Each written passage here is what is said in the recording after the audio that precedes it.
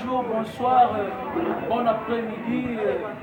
Na bino nyonso balandi ya Idiofa News, bino nyonso balandi ya espace polyvalent bisika bozali bambote na bino basalamu na bino partout là où bozolanda biso na Belgique na les boss Didier Kimwanga, donc pourquoi pas na Guichari na Belgique bambote na bino bisika ezali Angolano bisika boza Pamela Ekubu na Luanda bambote na bino partout bozolanda biso dépôt ya les vrais américains bonjour na bino bonsoir na bino bino bozala na décalage ya ba heure biso to éviter alors ya bino basalamu yango wana lelo espace polyvalent eye lisusu ça veut dire type Ekubu le polyvalent yeyo na espace na ye polyvalent lelo ayeli biso bango ebele nalobaki okobanda kozwa biso awa bisika oyo bilenge efandi na Idiofa News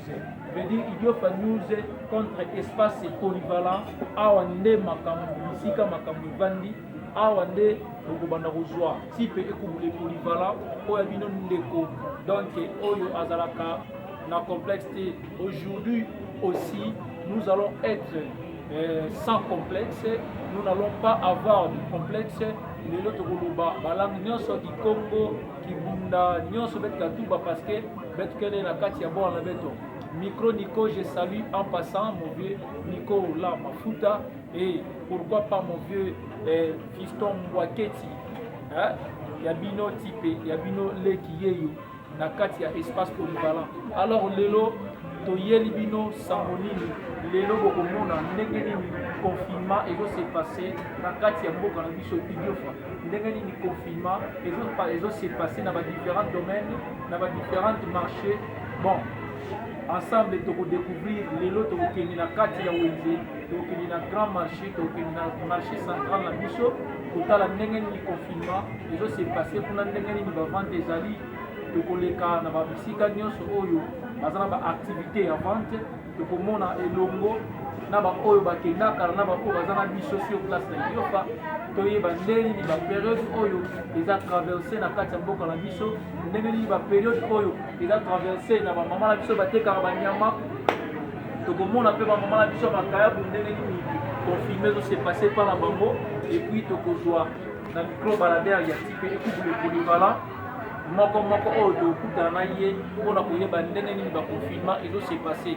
Abonnez-vous massivement na Idiofa News TV bokozala dessus te bokozwa ba info nyonso ya mboka na biso oyo nyonso oza nango ntina ya kozwa na kati ya mboka okozwa ngo na Idiofa News avec type Ekubu les polyvalents. Abonnez-vous massivement. Je salue en passant l'honorable futur Shaggy Mwanga Kitoko, que je salue, mon encadreur, chapeau à vous. Je salue Maïcha Kabengedi, les boss, les big boss, le PDG de Maïcha Business. En passant, je salue aussi ingénieur Alexandro Tundra, l'ingénieur de pilon, Oyo Asimbaka Mamutali, Oyo Réseau. Et je salue, pourquoi pas, Mardoché Katubeng, mon ami Yetim, pourquoi pas à toi d'Aposta Silva.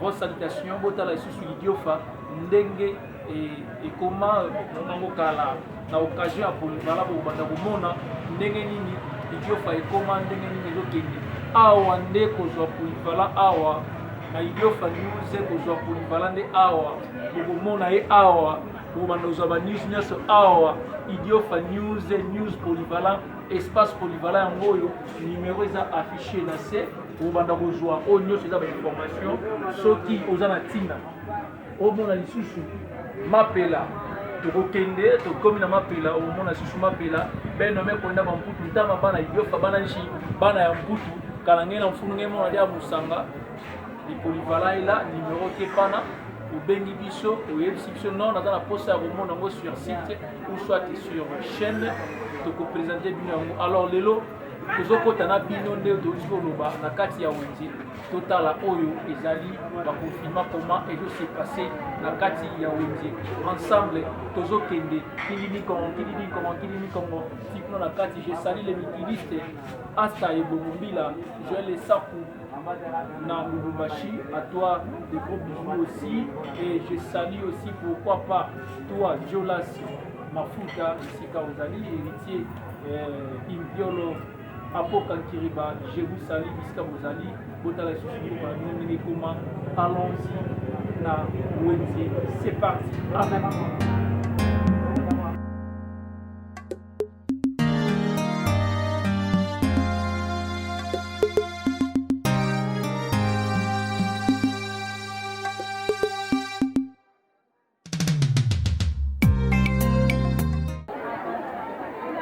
Cher ami Telel ndenge tolobaki toza toujours na kotambola à l'instant bomoni toza na kati ya batoire bisika babomaka bapanzaka banyama toza toujours na kokoba kotala ndenge nini confinement ezo se passe ndenge nini vente ezoleka na moment oyo ndenge nini bamama na biso bazopasse baétape oyo ya époque oyo ou soit période oyo ya baconfinement nkimtindu oke na koluta boketeka nkimtindu marché kona nkimtindu.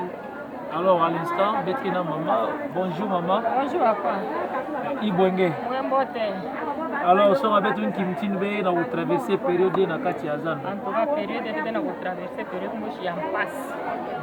Ya mpasi beti teka na mpasi mbongo quel fait. Donc nkombo moshi be kabisa bantu 4 donc na koteka mana yoke pia mpasi ya donc peut-être qu'à la page quoi. Alors bon on Monique a fait. Oui. Bon Monique a fait en tout cas peut-être à la page. Alors période hier ici période en tête et yo vanangi mtindi ntango bantu vaake kuvanda confiné vers timpi la bande confiné qui est différencié. En tout cas période qui est très difficile par rapport à la période en cas. Ye oke pia betu mpashi mingi ba mama ke na kunyoka donc logique me kuma bongo ke na diso la balance donc bantu me kuma ti ke chima capital la bantu ke kuka ko sala ta ki sala ve bongo ke Monica fait bantu ke dia maigrement donc ma watro. Et je crois que be sala ki sala usana udisa bana samna utangisa bana ba classe bana ke tanga ve mbongo nge so sala usala ya twengi mbongo me bika mbongo ko dia bana ke kota classe ve bana ke na kunyoka bana taba mavumu mingi na période hier.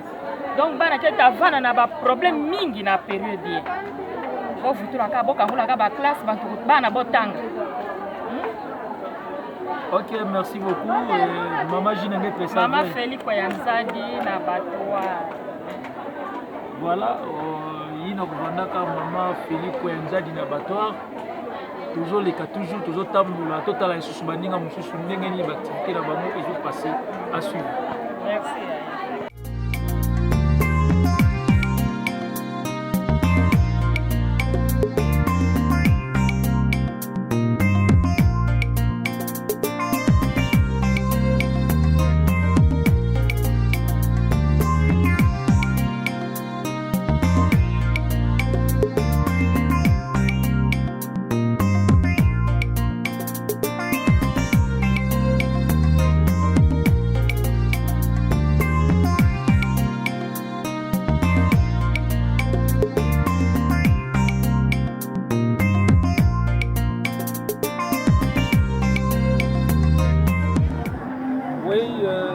À l'instant de Tolobaki, tu as toujours na kotala ndenge ni ba confinement ezoleka na kati ya mboka na biso. À l'instant tu as na kati ya Sana de nous bo mona ba image tu as na kati ya Sana tu as na kotala ndenge ni ba confinement ezoleka na mboka na biso ya Ethiopia. Ba tradition ki mtindu bo beteka ki mtindu parce que avant ba confinement yo pendant bila kaka alors betke na ba confinement betke avec qu'est-ce qui se passe. À l'instant même betke na tola ya boutique d'habillement. Ils avaient la vente d'abord par rapport à un peu vendre avant le confinement. Si dans le moment où le confinement, quel est ce que puis la moitié? Bon, on a le micro, il y a des polyvalents. Ensemble avec il y a mon pangui. Bonjour mon frère. Comment nous avons nani? Frère Hector Mwangu, merci. Vous êtes devant Idiofa News, télévision Abisso, il y a Idio Fashion na biso YouTube ya Idio Fa za liboso nango comment ba évolution ba misala na bino ndenge zo évoluer ba mikolo na ndenge ba confirmer ezalaki te na ndenge ba confirmer ye période ozo nager ndeni par rapport ya vente ya activité. Vraiment avant confinement tu vas noter bien donc avant ezalaki nango kitoko pendant confinement vraiment tout est racheté marché vraiment est bloqué ba client ba monana te réseau ezalaka confinement donc et sympathique activité vraiment évolué. Alors par rapport à sa expérience nini oyo tiré na kati nango donc qu'est-ce que tu as trouvé comme expérience pendant le temps, on a différence, on a d'autres définir le monde. L'espérance, c'est ça qui était. Dans le moment il y a confinement, tu as vraiment accès à la donc tu dois te faire moi bon côté tu travailler mais pendant le confinement donc tu dois aller le côté vraiment rien ne marche donc les choses on a trouvé et donc il doit tambola. Alors moi mot de la fin par rapport à la koleka na cadre Idio Fa News toza na koleka mot de la fin surtout na olingeza na Kikongo okoloba nini pona bana Idio Fa ba Orlando à l'instant okoloba nini na lingaka ezata na mwa Kikongo c'est ça la moi bien.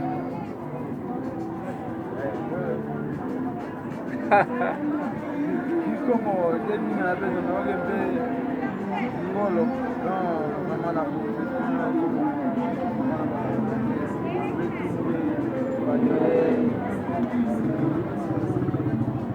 Ok, merci beaucoup, monsieur Hector. Toujours continuer seulement côté pour la totale année qui s'est passé. Merci. Tout continuer. À suivre.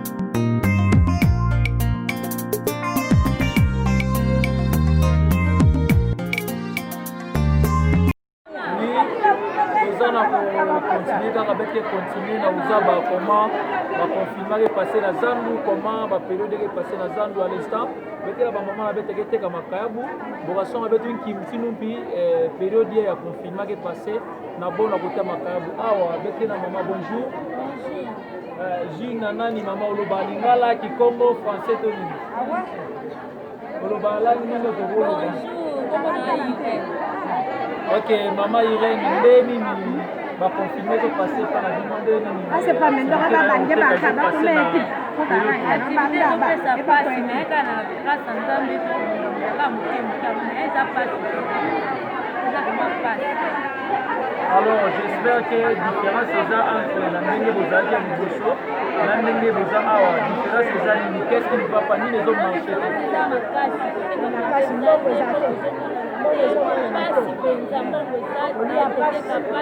okoya bana sango bana bovandi okangata mifa bana eza mpasi taka biloko kolia ndenge alors consciemment oyebi ke eza bapériode tozotraverse eza bamalade eza na mboka eza yango nde esengi bongo ou bien oyebi kaka no eza kaka normal ou bien oza mpenza conscient eza mpona baka malade oyebi biso oyo ezomonana te difficulté apasi eza makasi eza vraiment très différent na air kozali. Alors conseil nini soit kopesala bandeko mosusu bazolanda yo partout ou soit bao baza nao na wenze place moko parce que peut-être bamosusu bakoki koulenda mpona koteka conseil nini ozopesa bango tozobundabundaka kaka kopemika yango kaka wenze tolemba ata tolobi ke toteka te chaque jour toyaka kaka wenze c'est forcé mais eza mpenza eza kaka pasi kaka mais tozobundabundaka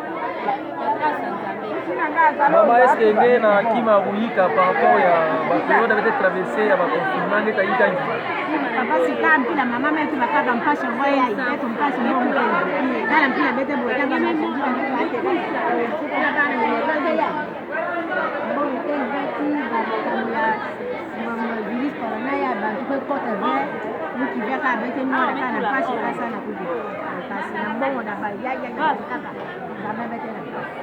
Merci maman. Tozoko bakaka à suivre to continuer to continuer.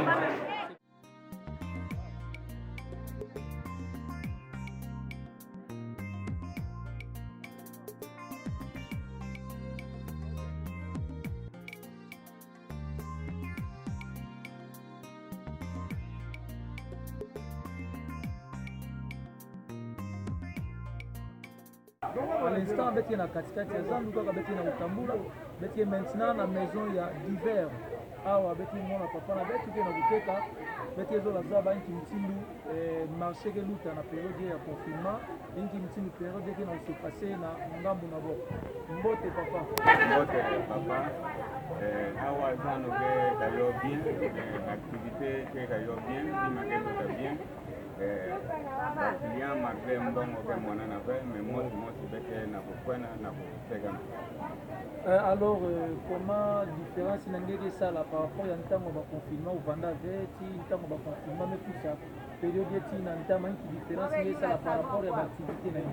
Bon na ntango ile ya maladi me bana fe activité banda bwana me ba yeti nini au ntango bana yina o maladi na kati ya bwana bo frena ke bo ke kusadia ka me na tanye ile bo ke bana kusadia ka mimi vraiment yo ke kiese bo kusadia ka kena problem pe bon marché ke yo bien bo kusa bo tuma babima ke kinyo bo ka bon na tela be babima nini ke be le na bana tango kuluka ambiance zano bana bien bo kiro bana. Et qu'est-ce qui fait vraiment que bantu ya bola ou kusadia penza mingi vena période? Qu'est-ce qui fait vraiment que moi quantité abo kusaka bo diminuer bantu bola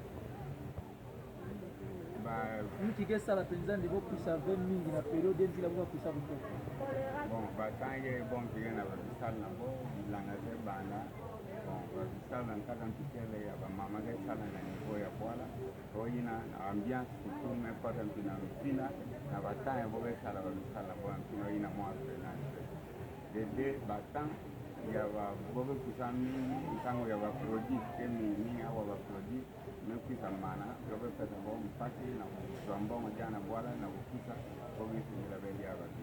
Donc disons ça mlange marché que kayo assez bien par rapport à ntango donc il y a pas confinement marché kayo moins bien donc yo ke ko faire mais yo moins bien yo ke no marché na ko faire tango zanu ke ko faire kana zanu ko ba nda tinga dia ka zanu ke luta kayo bien pana yo bana kaya maladi na mo ba ke respecter ni tu makamu ya group ya kambi na wa ambiance mputo yo zanu ke kwa na yo malen kama yo ke hapana hizo.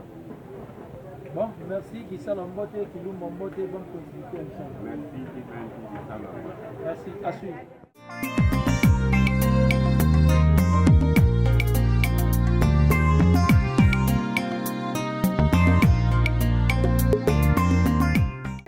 À l'instant de Bomoni, nous avons la direction de la Bisso Oyo, il y a Kadhafi.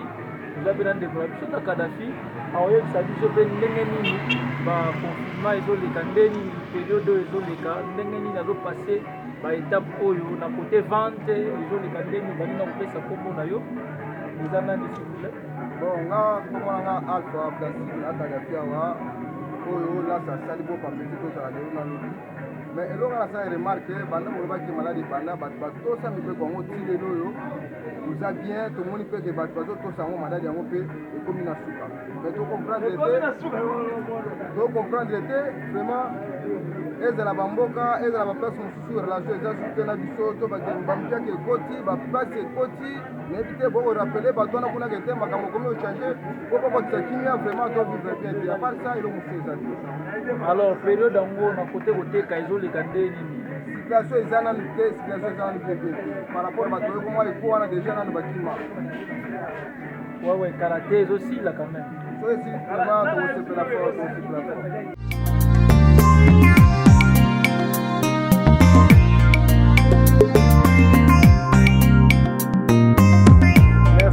Merci na balandi nyonso ya Idio Kabou, merci na bino nyonso oyo bolandi biso lelo na espace polyvalent bomoni bino moko nde nini confinement période oyo se passé na kati ya mboka bino moko bomoni ndenge se passé to passé bisika oyo nyonso tozalaki na kati ya wenze bino tozalaki na marché tolobaki awa nde bobanda kozwa à la prochaine bagage bokozwa à la prochaine bapièce théâtrale ya kitoko oyo kobanda kolobama na balangue nyonso, que ce soit lingala, que ce soit kikongo, que ce soit français. Vous allez présenter par troupe théâtrale, il y a les polyvalents. Donc à la prochaine, abonnez-vous massivement na chaîne Nabiso, il y a Kitoko Idiofa News. Pour banda kozwa o nyonso ezali ba nouvelle ya Idiofa, que ça soit recommandé ou soit informé pour banda kozwa yango. Et je te salue aussi, je donne mes salutations à toi, Monsieur Oji Moudiassou, l'intello de la famille, Fragin Yayo Yangoana. Merci Nabino Subolandi Biso. À la prochaine, abonnez-vous massivement. Espace polyvalent Yangoyo Awa Obanda Kozwa. Batu ya ndenge na ndenge, que ce soit artiste, que ce soit domaine mususu oyo eza intéressant Obanda Kozwa ngo mingi na kati ya Idiofa News na espace polyvalent. Abonnez-vous massivement, vous ne serez jamais déçus. Merci beaucoup.